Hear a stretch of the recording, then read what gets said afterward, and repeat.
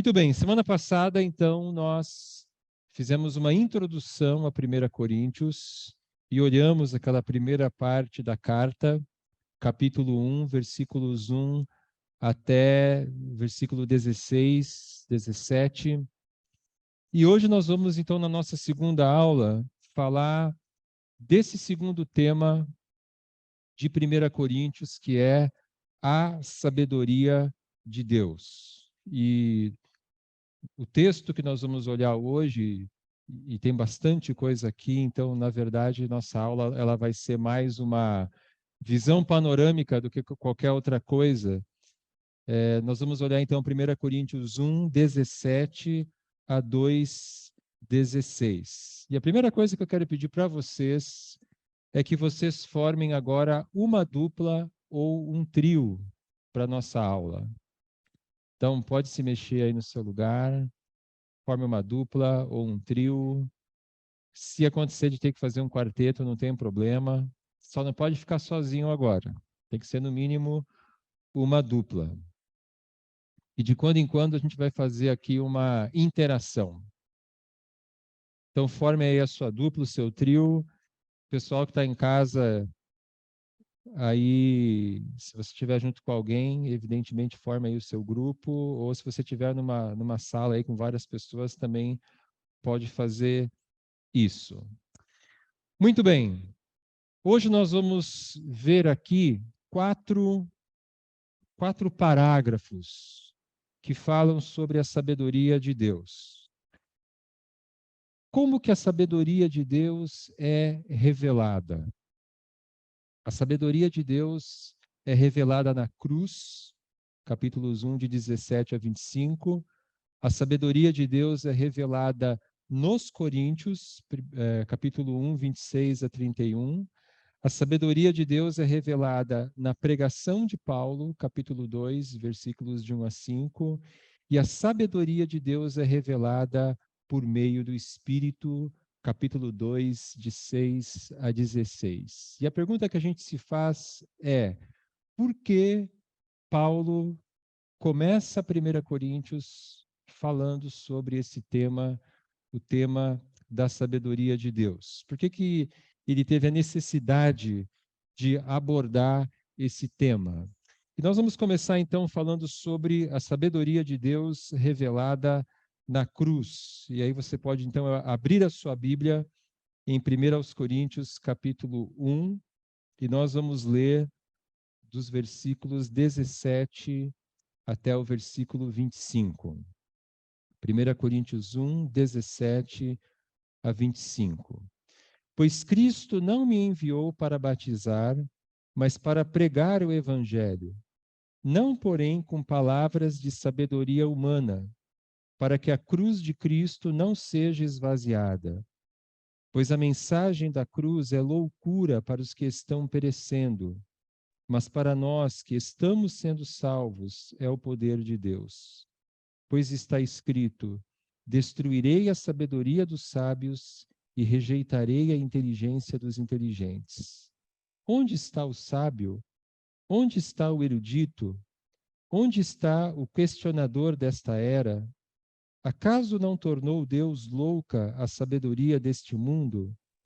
Visto que na sabedoria de Deus o mundo não o conheceu por meio da sabedoria humana, agradou a Deus salvar aqueles que creem por meio da loucura da pregação.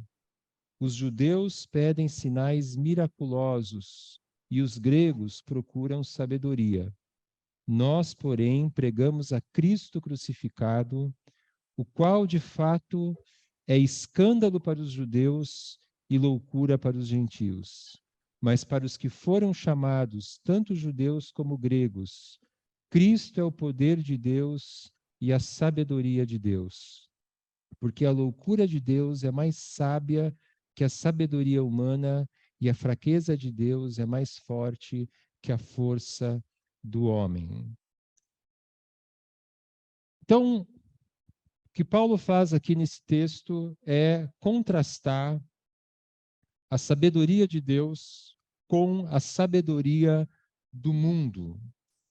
E ele começa no versículo capítulo 1, versículo 17, dizendo: para que a cruz de Cristo não seja esvaziada. Qual era o perigo da cruz de Cristo ser esvaziada? O que estava acontecendo ali na igreja de Corinto? Havia o risco de esvaziar a mensagem do Evangelho ao misturar o Evangelho com filosofias humanas. Qual que era a tentação dos coríntios? Para o grego, os coríntios eles eram gregos, para aquela cultura greco-romana, para aqueles gregos, para muitos deles, a mensagem da cruz era uma mensagem dura. Falar de um homem que foi crucificado era uma coisa vergonhosa.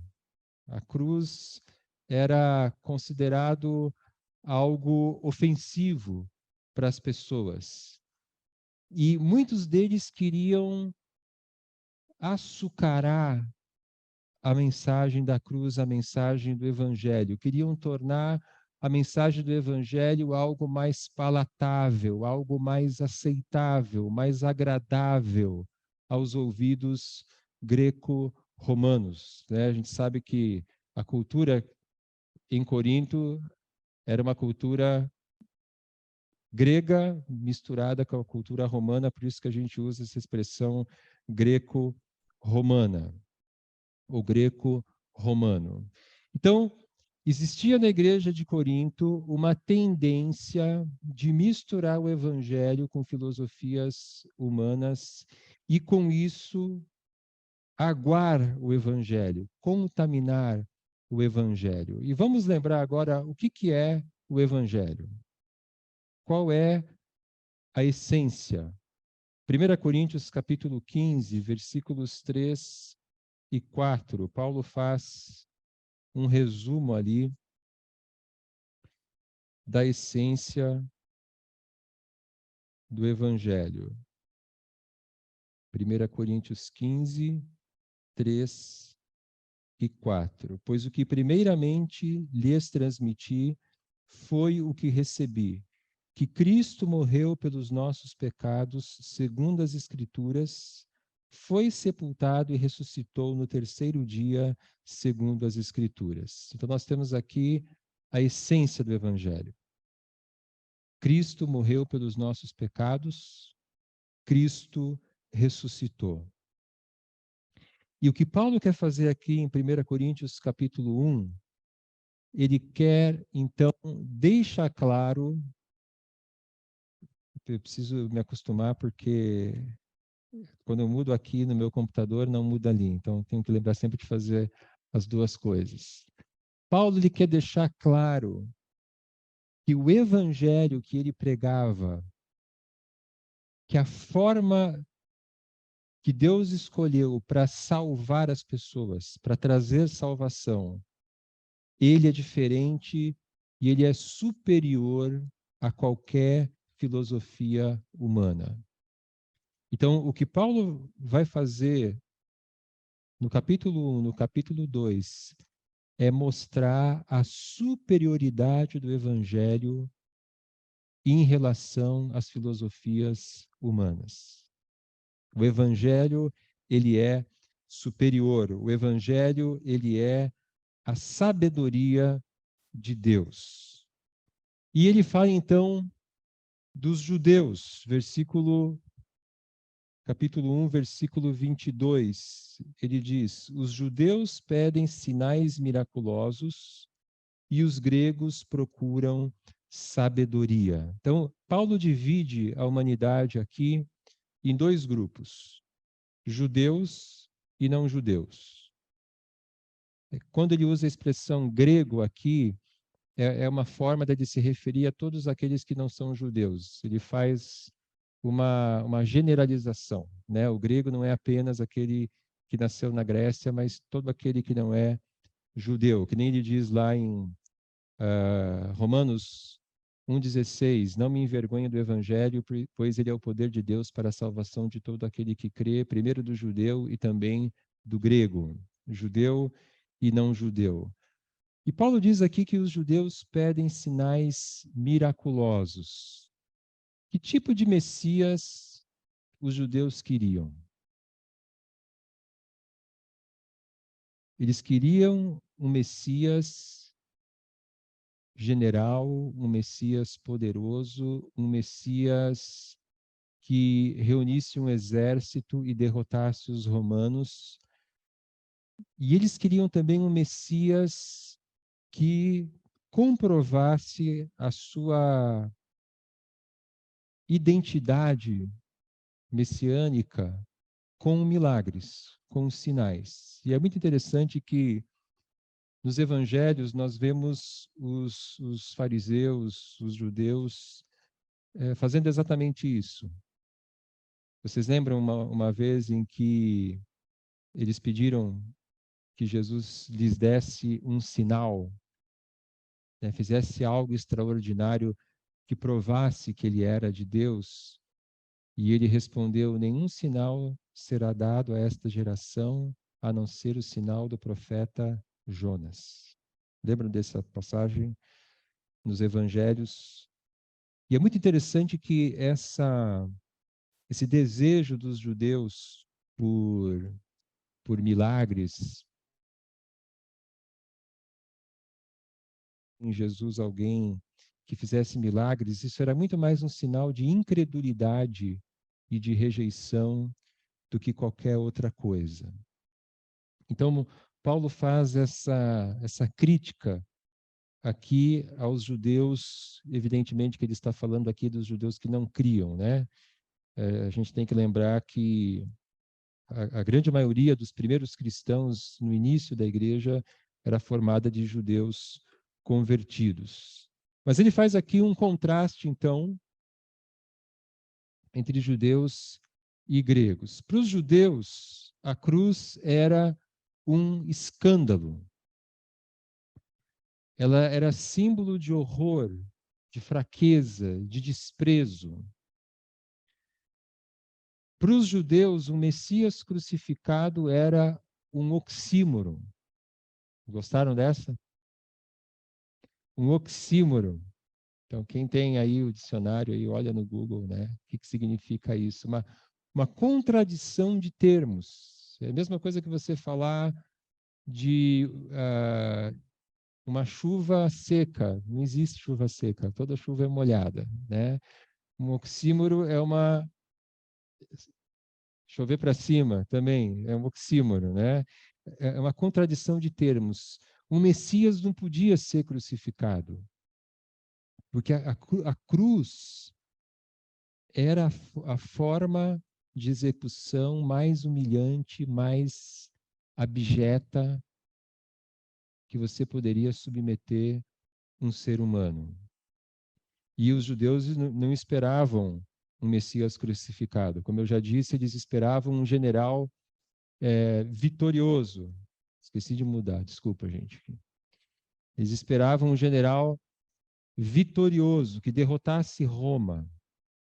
E a morte na cruz, então, ela indicava, entre aspas, com certeza que tal pessoa não poderia ser o Messias. Um crucificado não pode ser o libertador de Israel.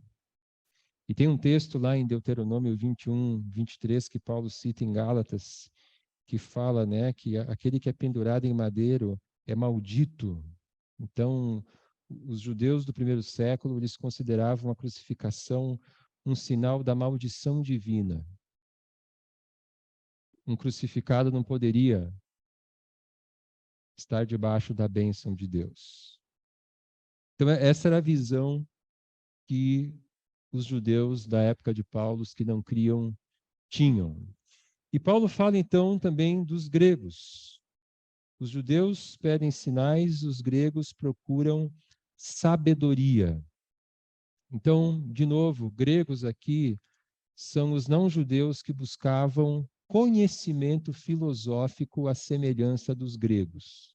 Nós sabemos que a Grécia foi o berço da filosofia. Então, ao falar gregos aqui, Paulo está falando a todo aquele que buscava esse conhecimento filosófico e que não era judeu. Claro que ele está fazendo aqui também uma generalização. Nós sabemos que muitos judeus buscavam conhecimento filosófico.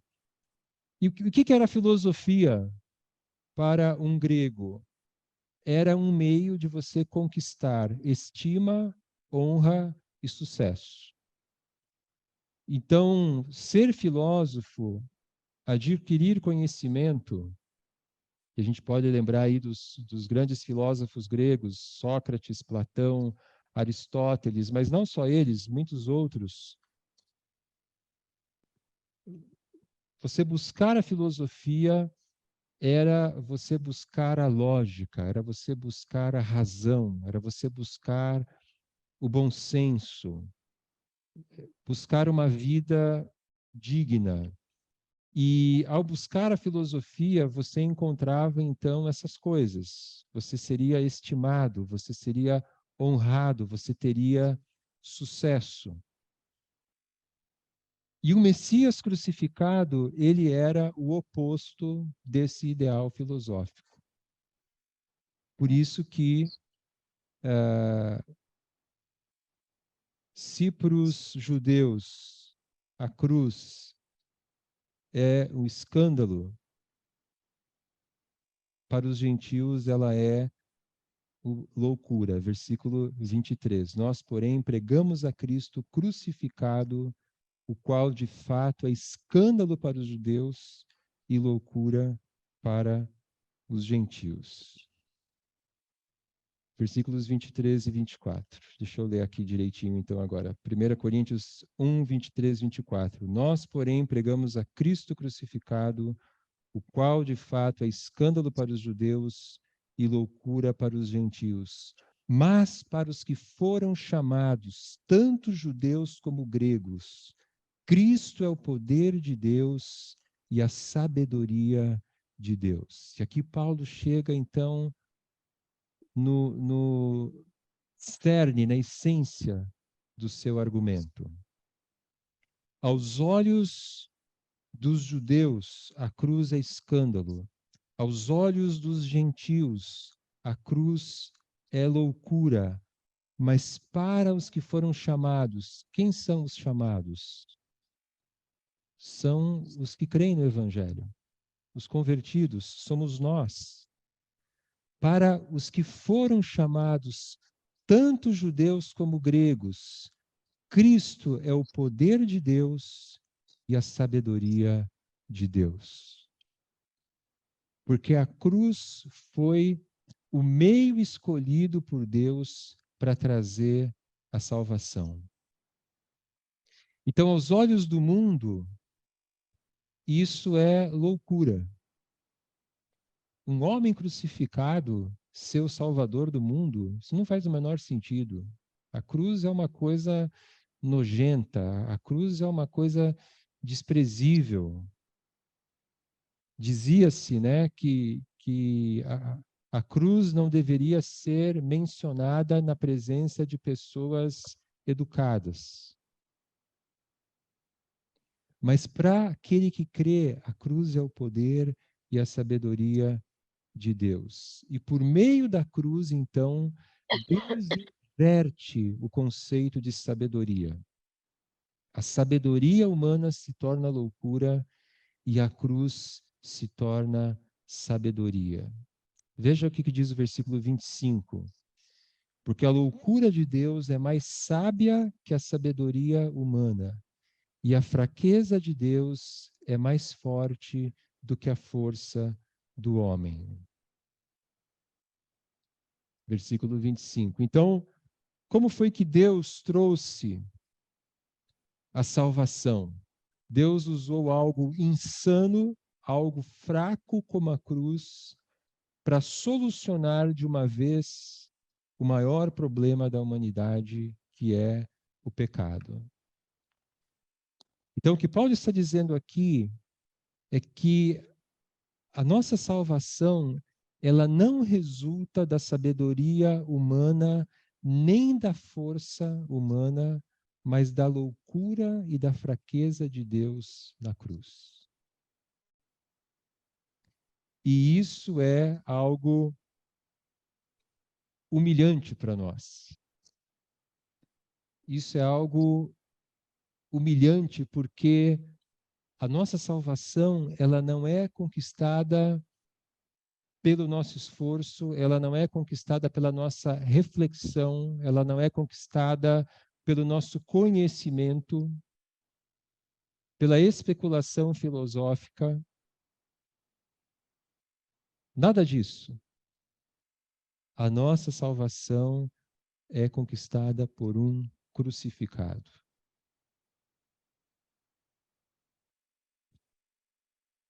E aqui nós encontramos, então, a sabedoria de Deus revelada na cruz. O propósito da sabedoria de Deus, e a gente vai ver isso em cada um desses parágrafos que nós vamos ver, o propósito da sabedoria de Deus é eliminar toda vanglória humana. O que é vanglória? Orgulho. Vanglória é quando a gente bate no peito e a gente diz assim: eu sou bom, eu sei, eu consigo, eu faço, eu mereço. E o que Paulo vai fazer em cada um desses parágrafos é esvaziar a vanglória humana e mostrar que a nossa salvação, ela é resultado daquilo que Deus fez por meio de Cristo. Tanto é que depois ele vai dizer lá no versículo 31, quem se gloriar, glorie-se no Senhor. Então, o objetivo de Paulo é acabar com toda vanglória humana. Ok, vamos para essa segunda parte aqui, depois a gente pode fazer uma pausa para interagir entre nós aqui e também responder perguntas. Então, primeiro é a sabedoria de Deus revelada na cruz. Nesse segundo parágrafo, Paulo vai falar da sabedoria de Deus revelada nos coríntios. E aí ele vai usar os coríntios como exemplo da sabedoria de Deus, do que ele quer argumentar. E nós vamos ler agora 1 Coríntios capítulo 1, versículos 26 a 31. Irmãos, pensem no que vocês eram quando foram chamados. Poucos eram sábios segundo os padrões humanos. Poucos eram poderosos, poucos eram de nobre nascimento. Mas Deus escolheu o que para o mundo é loucura para envergonhar os sábios. E escolheu o que para o mundo é fraqueza para envergonhar o que é forte. Ele escolheu o que para o mundo é insignificante, desprezado e o que nada é, para reduzir a nada o que é, a fim de que ninguém se vanglorie diante dele.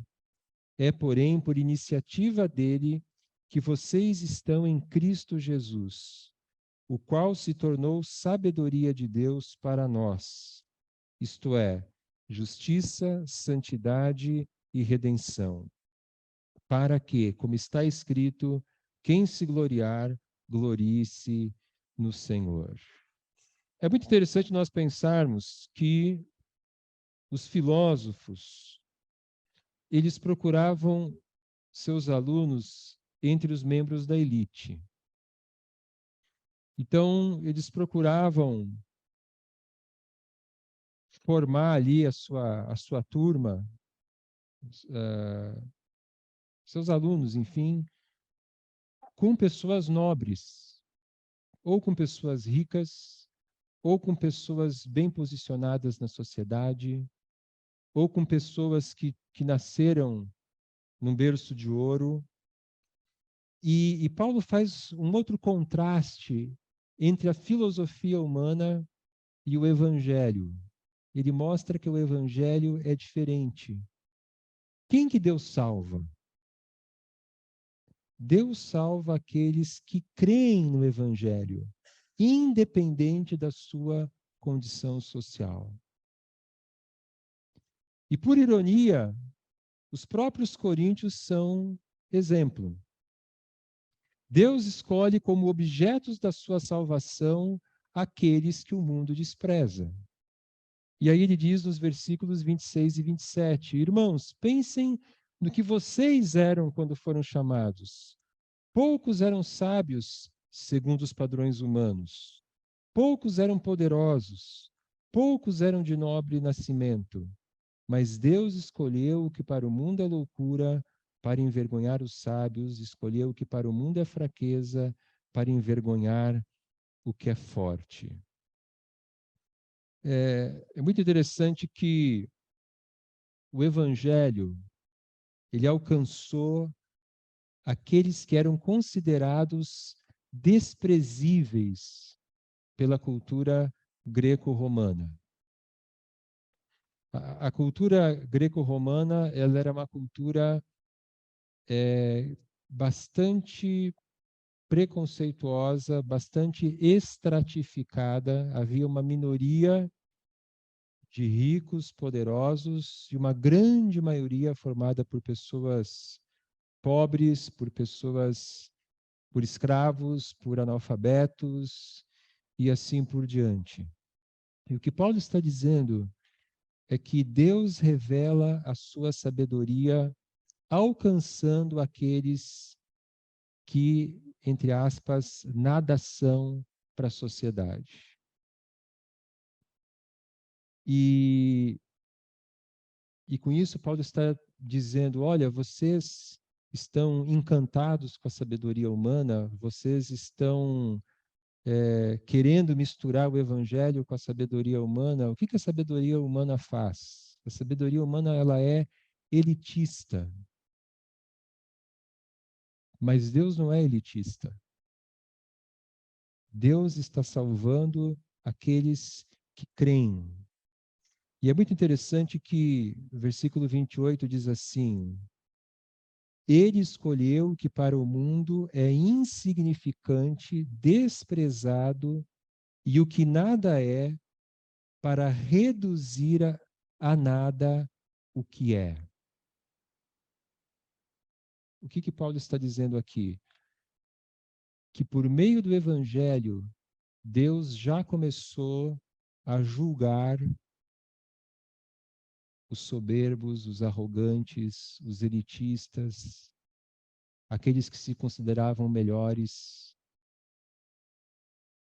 Deus já está fazendo isso hoje. Como? Salvando aqueles que creem. Os que nada são é que pertencem ao povo de Deus, que estão sendo salvos, e não os sábios e fortes. Então, quem que será salvo no último dia? Quem que está sendo salvo agora? Quem crê no Evangelho. Mesmo que ele seja um escravo, mesmo que ele seja um analfabeto, mesmo que ele seja uma pessoa, do ponto de vista da sociedade, desprezada. Esse é que está sendo salvo, esse é que está conhecendo a Deus. E o filósofo soberbo, arrogante, que se acha superior e que rejeita o Evangelho, esse está se perdendo. Esse está fora do reino de Deus. Então Deus já está trazendo o julgamento sobre aqueles que rejeitam o Evangelho. Vocês têm aqui na imagem, né, o mercado de escravos, e lembrando que a escravidão greco-romana era uma escravidão diferente da escravidão que nós estamos habituados, né? Nós temos a memória aí da nossa cultura da escravidão africana, em que, enfim, os escravos foram trazidos da África. Os romanos, o que eles faziam?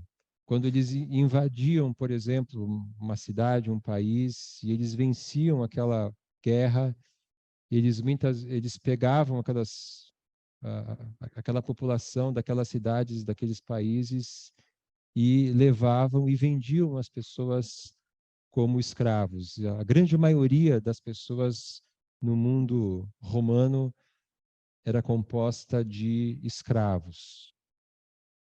E com certeza, né, muitos dos cristãos aqui em Corinto eram escravos. E Paulo se dirige aos escravos em Efésios, Colossenses. Ele vai falar dos escravos também em 1 Coríntios capítulo 7. E esses escravos são a prova viva daquilo que Paulo está dizendo aqui.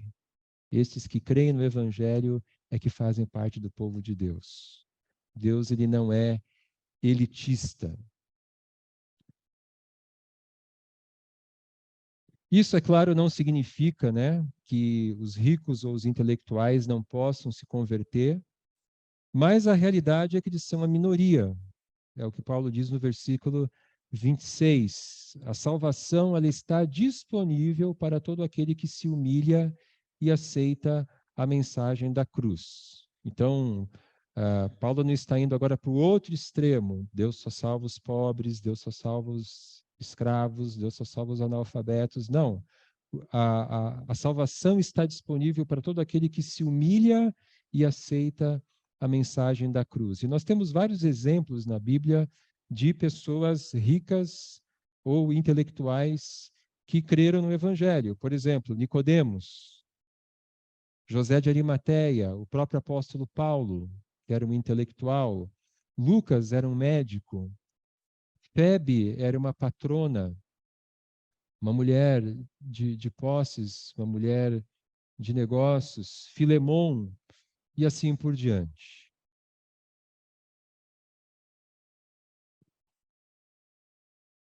E versículos 28 a 31. Ele escolheu o que para o mundo é insignificante, desprezado e o que nada é, para reduzir a nada o que é, a fim de que ninguém se vanglorie diante dele. É, porém, por iniciativa dele que vocês estão em Cristo Jesus, o qual se tornou sabedoria de Deus para nós, isto é, justiça, santidade e redenção, para que, como está escrito, quem se gloriar, glorie-se no Senhor. Então, como eu disse para vocês, por que Deus age assim? Por que Deus nos salva por meio da cruz? Por que Deus escolhe está salvando aqueles que nada são para a sociedade? Deus age assim para que ninguém se vanglorie diante dele. Não há espaço para o orgulho, para a soberba, para a vanglória, para a glória humana. O Evangelho, ele esvazia qualquer possibilidade de vanglória. E ele diz aqui no versículo 30, é, porém, por iniciativa dele que vocês estão em Cristo Jesus. É Deus quem tem a iniciativa na nossa salvação. Não fomos nós que escolhemos a Deus. Deus é quem nos escolheu. Deus não olhou para o Olavo e disse assim: olha só, um cara simpático, inteligente, gente boa.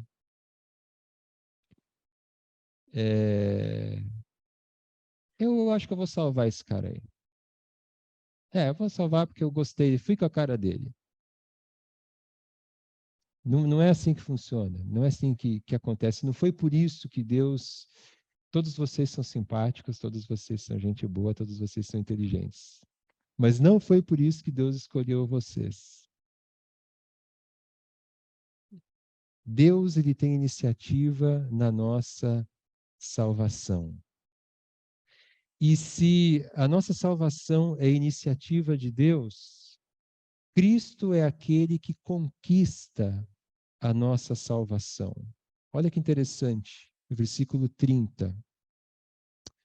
É, porém, por iniciativa dele que vocês estão em Cristo Jesus, o qual se tornou sabedoria de Deus para nós, isto é, justiça, santidade e redenção.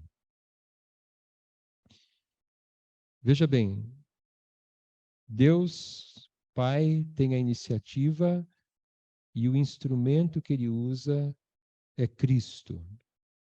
Cristo se torna a nossa sabedoria, a nossa justiça, a nossa santidade e a nossa redenção.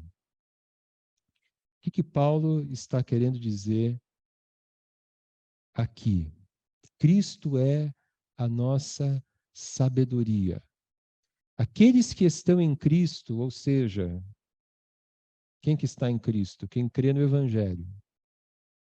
No momento que você crê no Evangelho, você está em Cristo. Aqueles que estão em Cristo se tornam verdadeiramente sábios, em contraste com os que se consideram sábios pelos padrões desse mundo. Então vamos lembrar que os coríntios eles estavam fascinados com a filosofia humana. Eles queriam sabedoria, eles queriam ser considerados sábios, eles queriam estima, eles queriam honra, eles queriam reconhecimento.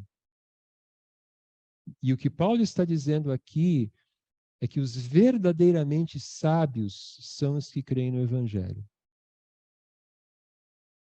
E não aqueles que se consideram sábios pelos padrões desse mundo. Cristo, ele é a nossa sabedoria. Cristo, ele é a nossa justiça. O que significa a palavra justiça aqui? Justiça é um termo que vem do direito. Então, num tribunal, num julgamento, quando você é declarado livre, você não é declarado culpado, você é declarado livre, você é declarado justo. Cristo é a nossa justiça, por meio do sacrifício de Cristo na cruz. Ele era inocente e foi castigado pelos nossos pecados. E agora nós que éramos culpados, podemos ser declarados justos. Entendem a troca, a substituição? Ele era inocente, nós éramos culpados. Ele levou sobre si os nossos pecados. E agora nós podemos ser declarados justos. Justificados pela fé, temos paz com Deus por meio de nosso Senhor Jesus Cristo. É o que diz Romanos 5:1. E essa é a doutrina da justificação, que nós somos declarados justos. E tem muita gente que fica preocupada porque nós vamos passar pelo dia do juízo. Existe um dia do juízo, existe um dia do julgamento, no qual as nossas obras serão julgadas. A Bíblia fala isso. E tem muita gente que fica naquela dúvida: será que eu vou ser salvo? Será que naquele dia lá não vai dar zebra? Não vai dar ruim? E a maravilha da doutrina da justificação é que a justificação é a antecipação do veredito do dia do julgamento. Em outras palavras, nós já podemos saber hoje o nosso veredito do dia do juízo. E se você crê no Evangelho, você já sabe hoje que naquele dia você vai ser declarado justo, justificado. Não pelos seus méritos, mas por aquilo que Cristo fez na cruz. Então nós podemos ter certeza da salvação hoje, porque Deus já declarou de antemão a sentença de que somos justos por meio de Cristo. Isso que significa dizer que Cristo, o qual se tornou sabedoria de Deus para nós, isto é, justiça, santidade e redenção. No caso aqui, justiça. Só mais um pouquinho, já vamos fazer aqui uma interação, mas só para a gente concluir a ideia aqui, Cristo ele se tornou a nossa santidade. O que significa Cristo ser a nossa santidade? A justificação permite que aqueles que antes eram culpados e que por esta razão estavam impedidos de servir a Deus, possam agora ser consagrados à adoração e ao serviço dele. Veja bem, justificação, justiça, é um termo relacionado ao direito, relacionado ao tribunal. Santidade é um termo relacionado ao templo, ao serviço de Deus no templo, as coisas sagradas. Então, a pessoa santificada é aquela pessoa que foi agora separada para servir a Deus. Quando você pegava um objeto, pegava, por exemplo, uma taça, e essa taça passava a ser usada no templo em Jerusalém, pelos sacerdotes. Essa taça, ela foi santificada, ela foi separada para o uso do templo. E agora nós somos o templo. Nós vamos ver isso depois em 1 Coríntios 13 e 1 Coríntios 6. Eu e você, quando cremos no Evangelho, nós somos agora consagrados à adoração e ao serviço de Deus. Isso que significa que Cristo se torna a nossa santidade. Em Cristo, o cristão pode agora vencer o pecado e viver uma vida de santificação. Nós, nossos corpos, nossas mentes, nossa vida, agora é dedicada para servir a Deus. Aqueles que antes eram culpados, que por esta razão estavam impedidos de servir a Deus, podem agora ser consagrados à adoração e ao serviço dele. E por último, mas não menos importante, Cristo ele é a nossa redenção. E esse termo redenção é uma metáfora, é um termo associado à libertação de escravos. Então, quando você comprava um escravo, você redimia esse escravo. Redenção significa compra. Cristo se torna a nossa redenção. Assim como Israel foi libertado da escravidão do Egito, os cristãos foram libertados da escravidão do pecado, das forças do mal e da morte, por meio da morte do Messias na cruz, por meio da morte de Cristo. Então, na cruz, nós recebemos redenção. Quando nós cremos no Evangelho, nós somos libertados da escravidão do pecado, do diabo e da morte.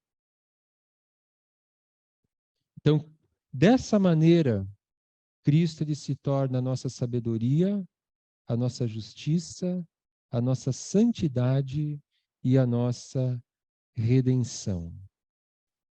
E versículo 31 diz então: para que, como está escrito, quem se gloriar, glorie-se no Senhor.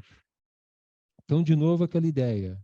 Se os coríntios alcançaram algum status digno ou importante, isso se deu por causa do que Deus fez por intermédio de Cristo. Não por qualquer coisa que eles tenham feito, não pela busca da filosofia, não por qualquer coisa que trouxesse vanglória para eles, mas por causa daquilo que Deus fez em Cristo. Eu queria ler com vocês Jeremias, capítulo 9, versículos 23 e 24. Se vocês puderem abrir a Bíblia lá em Jeremias 9, 23 e 24. Que é o texto que Paulo cita aqui em 1 Coríntios 1, 31. Aliás, não só 1 Coríntios, todo o Novo Testamento, mas falando particularmente de 1 Coríntios, por que nós devemos ler o Antigo Testamento e conhecer o Antigo Testamento? Porque nós só vamos entender o Novo, e nós só vamos perceber a riqueza do Novo Testamento no momento que nós estivermos com a nossa mente cheia do Antigo Testamento, encharcada com o Antigo Testamento. E aí nós vamos perceber em muitas passagens do Novo Testamento ecos, citações, referências a textos do Antigo. E Paulo tinha em mente aqui Jeremias capítulo 9, versículos 23 e 24. Assim diz o Senhor: não se glorie o sábio em sua sabedoria, nem o forte em sua força, nem o rico em sua riqueza. Mas quem se gloriar, glorie-se nisso, em compreender-me e conhecer-me. Pois eu sou o Senhor e ajo com lealdade, com justiça e com retidão sobre a terra, pois é dessas coisas que me agrado, declara o Senhor. Então, quando Paulo se deparou com aquela situação em Corinto, aquelas pessoas em busca de glória humana, de filosofias humanas, de formas de pensar que esvaziavam a cruz, Paulo se lembrou desse texto. Não se glorie o sábio em sua sabedoria. E então ele desenvolveu o seu argumento aqui em 1 Coríntios. Quem se gloriar, glorie-se no Senhor. E uma aplicação para a nossa vida: a sua autoestima, ela se baseia em quê? A autoestima é um tema bastante relevante hoje em dia, né? E olhando para 1 Coríntios, os textos que a gente olhou até agora, o que a gente pode tirar como aplicação para nós? Pare de buscar o seu valor naquilo que as pessoas pensam de você. Porque a única coisa importante é o que Deus pensa de nós. E é basicamente o que Paulo está dizendo nessa passagem do capítulo 1. Quem que nós somos? Qual é a nossa identidade? Nós estamos em Cristo. E em Cristo nós já recebemos a sabedoria, já recebemos a justiça, a santidade e a redenção. E em vez de nós ficarmos buscando a aprovação das pessoas, muitas vezes mendigando a aprovação das pessoas, o que nós deveríamos fazer? Nós deveríamos nos concentrar no nosso crescimento em Cristo. Nós devemos nos concentrar em sermos pessoas sábias, cada vez mais sábias, de acordo com aquilo que a palavra de Deus diz. E assim por diante. Uma frase aqui do N.T. Wright, ele fala: explorar o que significa estar no Messias, ou em Cristo, né? No Messias e em Cristo significa a mesma coisa. Explorar o que significa estar em Cristo constitui-se a força e o prazer básicos do cristão. Se você está em Cristo, se você é um membro da família do Messias, esta sabedoria, justiça, santidade e redenção também lhe pertencem. E se isso não fizer de você alguém, então nada o fará. Então, o que é a vida cristã? É a gente, dia após dia, ir crescendo, ir descobrindo, ir se apropriando daquilo que nós já somos em Cristo. Essa é a essência da vida cristã.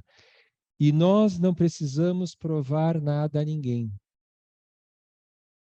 Porque tudo aquilo que nós precisamos, nós já temos. Tudo aquilo que nós precisamos ser, nós já temos em Cristo.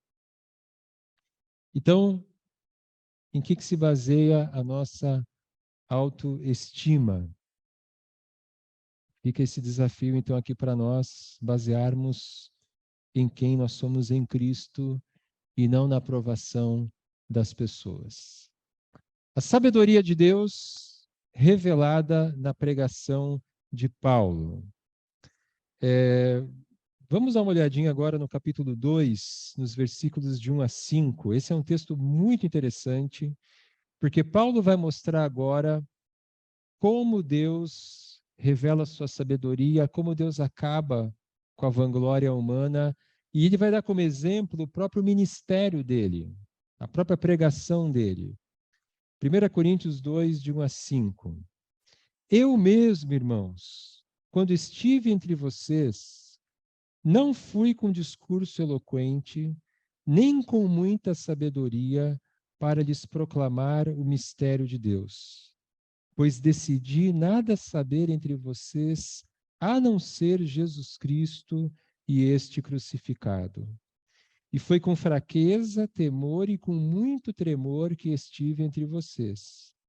Minha mensagem e minha pregação não consistiram de palavras persuasivas de sabedoria, mas consistiram de demonstração do poder do Espírito, para que a fé que vocês têm não se baseasse na sabedoria humana, mas no poder de Deus. Vou dar uma tarefinha para vocês agora, que é a seguinte: leia as perguntas a seguir, já vai aparecer as perguntas, e responda-as em suas anotações. Eu vou dar aí para vocês 2, 3 minutos para fazer isso, e depois que você anotar, você vai compartilhar no seu grupo, ok? Então, baseado em 1 Coríntios 2, de 1 a 5. Qual a condição psicológica de Paulo quando ele chegou em Corinto? Número 2. Que decisão Paulo tomou? Terceiro, a quem Paulo atribui o sucesso da sua pregação em Corinto? E por último, que lições podemos tirar da experiência de Paulo? Muito bem, gente. Vamos rapidamente aqui compartilhar as respostas. Qual a condição psicológica de Paulo quando ele chegou em Corinto? Como que ele estava? Versículo 3. Foi com fraqueza, temor e com muito tremor que estive entre vocês. Então ele não se apresenta aqui como uma pessoa forte, eloquente, segura. Qual decisão Paulo tomou?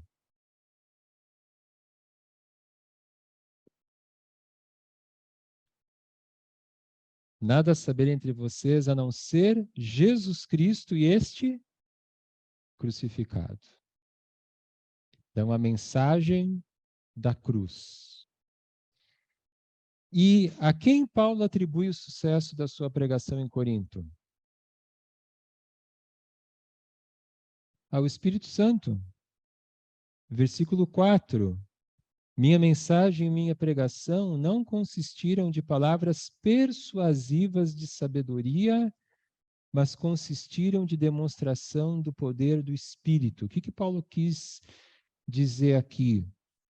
Que os coríntios eles se converteram não por causa da lábia de Paulo, não porque ele tinha um discurso eloquente, não porque ele usou argumentos que impressionaram as pessoas, Ele chegou lá com uma mensagem maluca, uma mensagem escandalosa, dizendo que um jovem judeu crucificado pelos romanos é o Senhor e o Salvador do mundo, só isso. E os coríntios creram, e os coríntios se converteram. Essa é a manifestação, a demonstração do poder do Espírito. Paulo não está falando aqui de milagres, nós não temos nenhum relato nas duas cartas aos Coríntios ou em Atos dizendo que Paulo tenha feito qualquer milagre em Corinto. A demonstração do poder do Espírito foi a própria conversão dos coríntios. Então vocês percebem, mais uma vez, Paulo esvaziando qualquer vanglória humana e dizendo: essa é a sabedoria de Deus, a sabedoria da cruz. E é na cruz que nós temos que basear a nossa vida. Que lições nós podemos tirar da experiência de Paulo? Vamos mencionar aí uma ou duas lições. O que vocês dizem? Fé.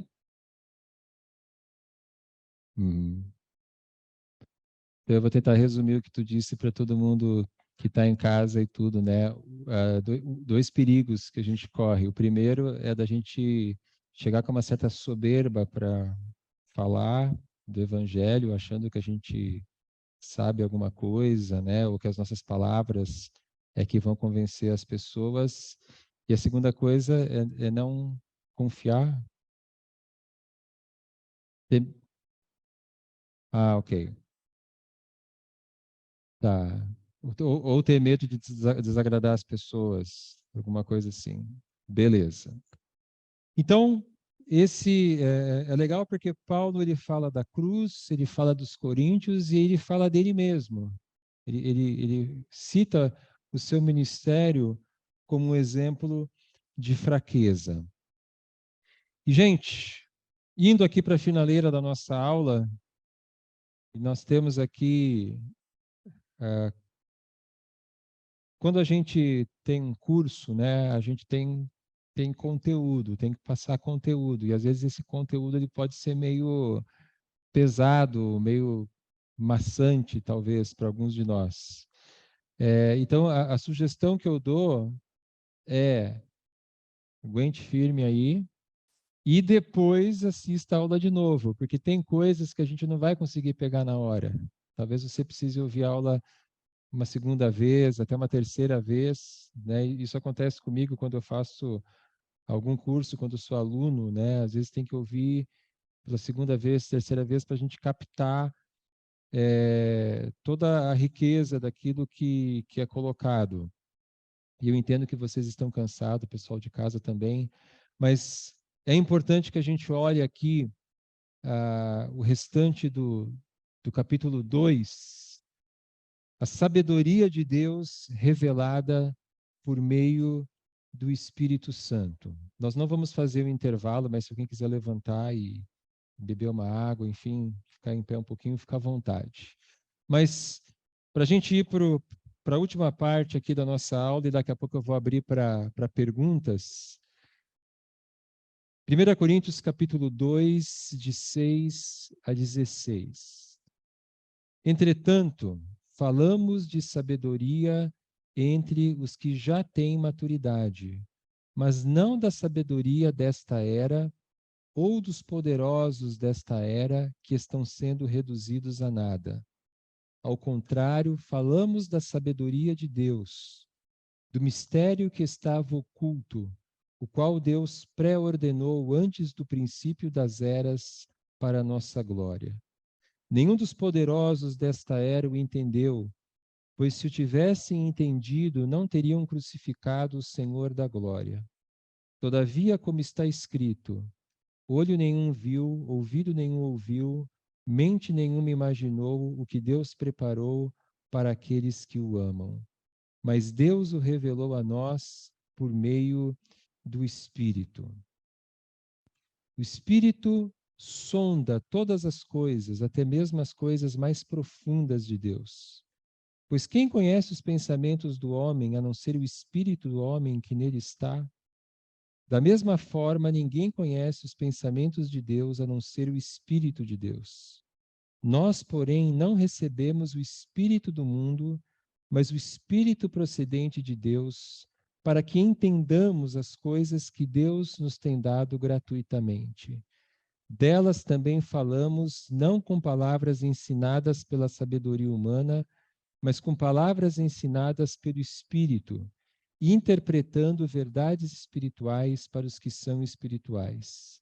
Quem não tem o Espírito não aceita as coisas que vêm do Espírito de Deus, pois lhes são loucura, e não é capaz de entendê-las, porque elas são discernidas espiritualmente.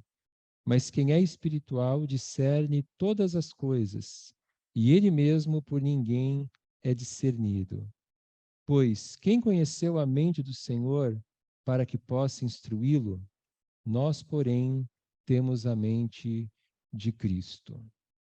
Então, o que Paulo vai fazer agora aqui, nessa parte final, nessa segunda parte do capítulo 2, ele vai falar sobre o ministério do Espírito Santo, sobre a obra do Espírito Santo. Então, no capítulo 1 e no capítulo 2, de 1 a 5, Paulo apresenta o Evangelho como sendo a verdadeira sabedoria, a sabedoria de Deus. E agora, nos versículos 6 a 16, ele explicará como é possível que alguém entenda e creia no Evangelho.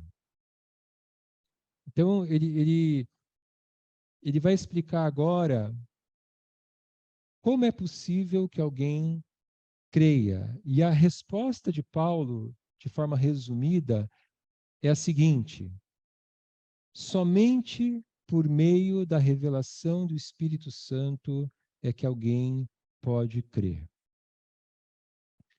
Então, nós somos salvos quando cremos no Evangelho, e isso só é possível por meio da revelação do Espírito. O que ele vai falar, por exemplo, no versículo 10, mas Deus o revelou a nós por meio do Espírito. Versículo 12, nós, porém, não recebemos o Espírito do mundo, mas o Espírito procedente de Deus, para que entendamos as coisas que Deus nos tem dado gratuitamente. E versículos 14 a 16, quem não tem o Espírito não aceita as coisas que vêm de Deus. Essas coisas lhes são loucura, mas quem é espiritual discerne todas as coisas. Então, para a gente ir esmiuçando aqui um pouco mais esse texto, quando Paulo fala aqui no versículo 6, entretanto falamos de sabedoria entre os que já têm maturidade, ele está se referindo aqui a todos os cristãos. Quem crê no Evangelho faz parte desse grupo aqui. Os que têm maturidade são os que receberam maturidade do Espírito para crer. E no versículo 7, Paulo diz, ao contrário, falamos da sabedoria de Deus, do mistério que estava oculto, o qual Deus preordenou antes do princípio das eras para a nossa glória. O mistério que estava oculto. De que Paulo está falando aqui? Ele está falando do Evangelho. Esse que é o mistério. E o que ele está dizendo é que a cruz não foi um descuido de Deus.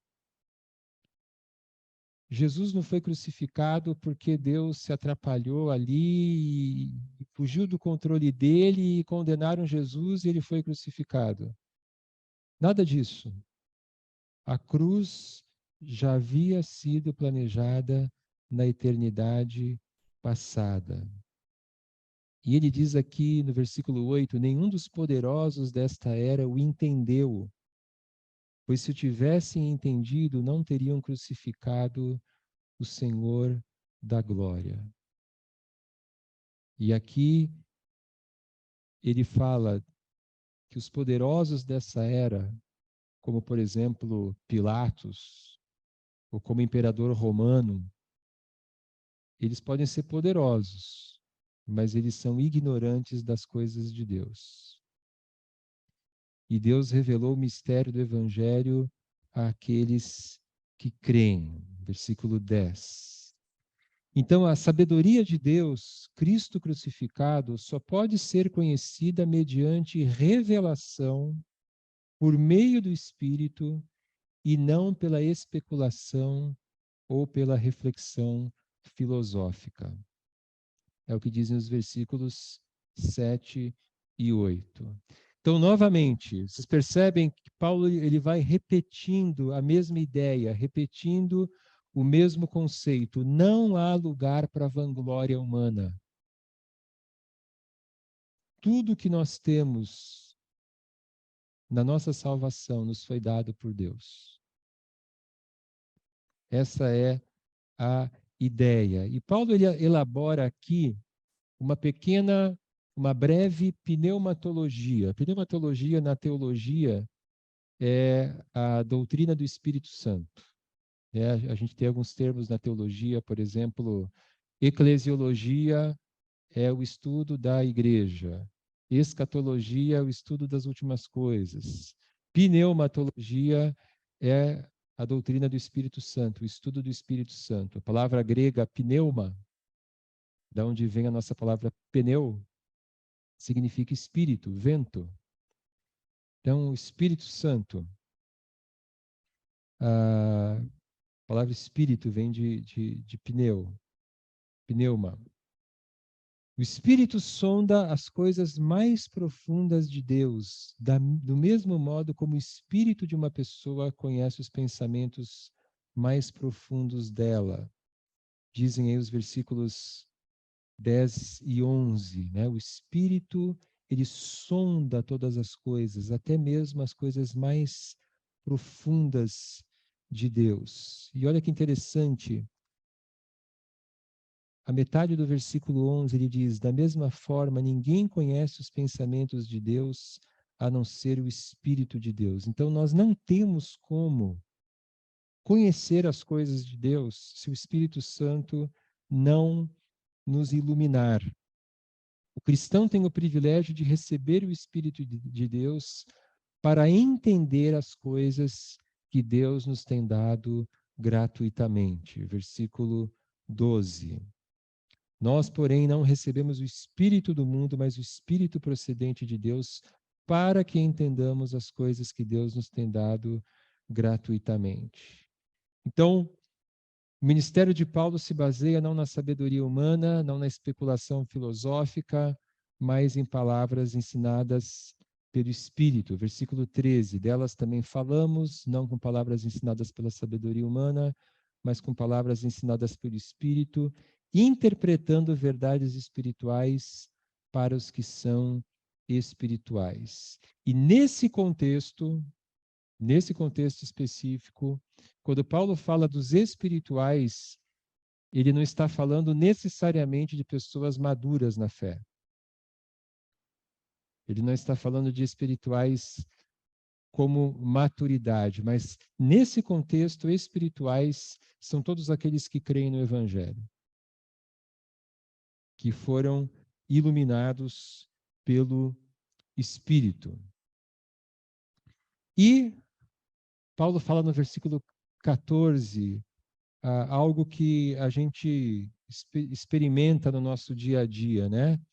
Os que não possuem o Espírito não compreendem as coisas do Espírito e estas lhes parecem loucura. Não é interessante que a gente estuda as coisas de Deus, a gente se emociona com as coisas de Deus, a gente acha as coisas de Deus interessantes, maravilhosas, a gente vem na igreja e tem pessoas que olham para nós, pessoas da nossa família, pessoas do nosso trabalho, amigos, olham para nós e dizem assim: esse cara é doido. E a gente explica, né? Mas, cara, olha só, eu tive os meus pecados perdoados, agora eu tenho a vida eterna. Se eu morrer, eu estou com Cristo. E você fala aquilo para a pessoa e entra por um ouvido e sai pelo outro, parece que não faz sentido aquilo. A pessoa não consegue entender por que você lê a Bíblia, por que você vai na igreja, por que você fala das coisas de Deus. E por que isso acontece? Versículo 14: quem não tem o Espírito não aceita as coisas que vêm do Espírito de Deus, pois lhes são loucura. E não é capaz de entendê-las, porque elas são discernidas espiritualmente. Mas quem é espiritual, versículo 15, discerne todas as coisas e ele mesmo por ninguém é discernido. Provavelmente o que Paulo quer dizer aqui com essa expressão, né? Ele mesmo por ninguém é discernido, quer dizer, as pessoas não conseguem entender a gente. Não conseguem entender por que a gente crê como a gente crê. E ele termina com o versículo 16, dizendo: nós, porém, temos a mente de Cristo. O que significa ter a mente de Cristo? Nesse contexto, significa ser capaz de compreender o significado da morte do Messias em nosso favor e suas implicações. Então, o que Paulo está fazendo basicamente aqui, ele está explicando que a gente só consegue crer no Evangelho e a gente só consegue entender as coisas de Deus porque a gente tem a nossa mente iluminada pelo Espírito. Não é porque a gente é inteligente, não é porque a gente estudou, não é porque a gente é esperto. É só porque o Espírito Santo revelou. Porque eu e você, sem a ação do Espírito Santo, sem a iluminação do Espírito Santo, seremos iguais a toda e qualquer pessoa que não crê no Evangelho. E mais uma vez, isso elimina a nossa vanglória. Por que eu, Olavo, consigo entender o Evangelho, crer, falar do Evangelho? Só e tão somente só porque o Espírito Santo iluminou a minha mente. Então, nós temos aqui algumas aplicações. Nós dependemos da ação do Espírito para nos convertermos. Nós dependemos da iluminação das nossas mentes pelo Espírito para entendermos as coisas de Deus. Não há lugar para vanglória. Sem o Espírito, somos incapazes de atingir a sabedoria de Deus no Evangelho. E para, então, agora, a gente amarrar todas as pontas. Deus Pai tem a iniciativa da nossa salvação. Capítulo 1, versículo 30. É, porém, por iniciativa dele que vocês estão em Cristo Jesus. Deus Pai é aquele que tem a iniciativa da nossa salvação. Capítulo 2, versículo 7. Ao contrário, falamos da sabedoria de Deus, do mistério que estava oculto, o qual Deus preordenou antes do princípio das eras para a nossa glória. Cristo, o Filho, Cristo crucificado, é aquele que conquistou a nossa salvação. 1:23, nós, porém, pregamos a Cristo crucificado, o qual, de fato, é escândalo para os judeus e loucura para os gentios. Então, na cruz, Cristo conquista a nossa salvação.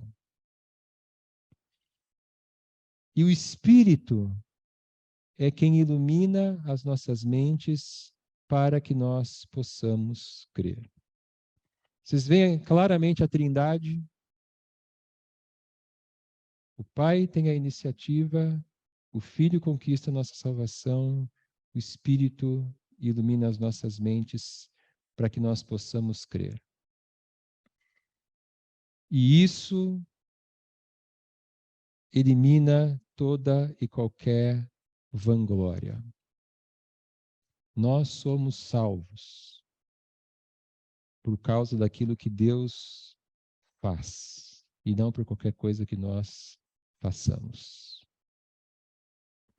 Gente, vamos encerrar então, vamos orar? Obrigado, Pai, por essa noite. Nos ajuda a processar tudo isso que estudamos aqui, quem sabe rever essa aula.